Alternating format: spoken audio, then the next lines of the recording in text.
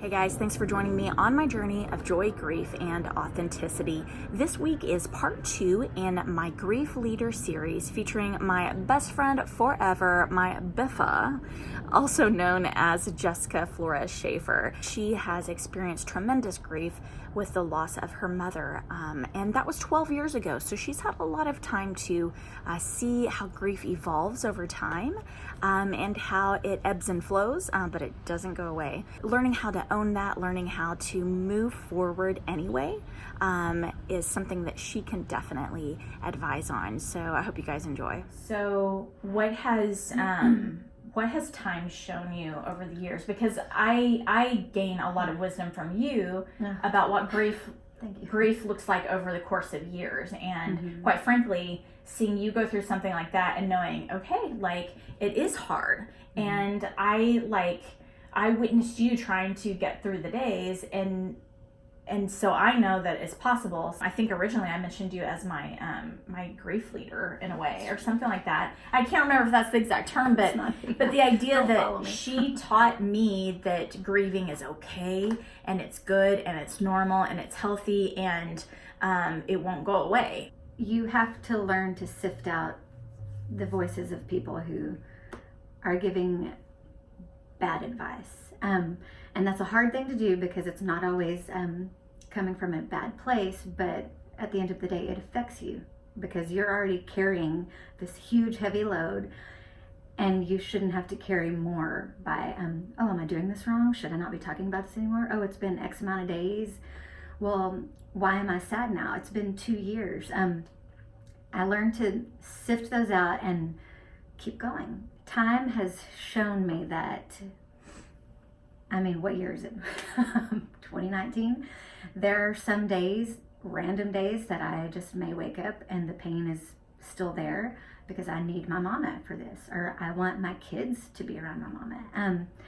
And then there are some times where it's not as heavy, but it comes and flows, ebbs and flows, and it's and that's normal. A lot of people just don't want to hear about your pain. They don't want to hear about it because, and practically everyone's busy, everyone has their own lives, but the pain is still there. And so we need to acknowledge it and know how to deal with it and know how to help someone when we're able to help them. Sometimes we are not able to help someone. Like I think of that first year, I was not able to do a host of things. It's okay to miss her, and it's okay to talk about her. And if someone else does not like that, that is not my burden to bear.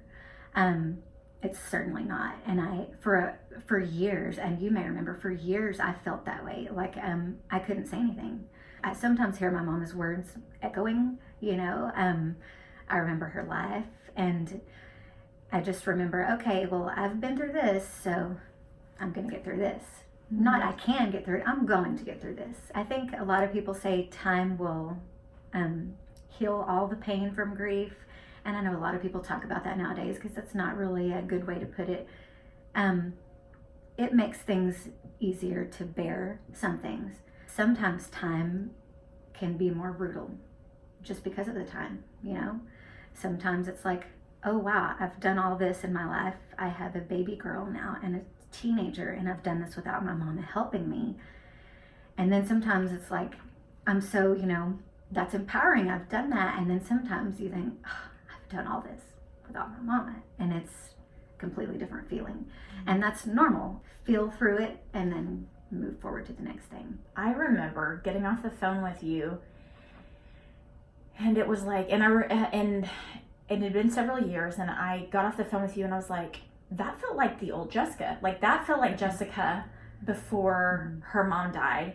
And I stopped for a minute and I processed the fact that it had been 3 years since I felt like I had heard you. At the time I was so ignorant of this, but now I know that you're not the old Jessica, and you never will be. And I'm not the old Hilarie because grief has touched my life. And that's a good thing because we learn things, and I'm loving these new shirts that I got that say grow through what you go through. And we really are not the same people that we were before. We're more empathetic.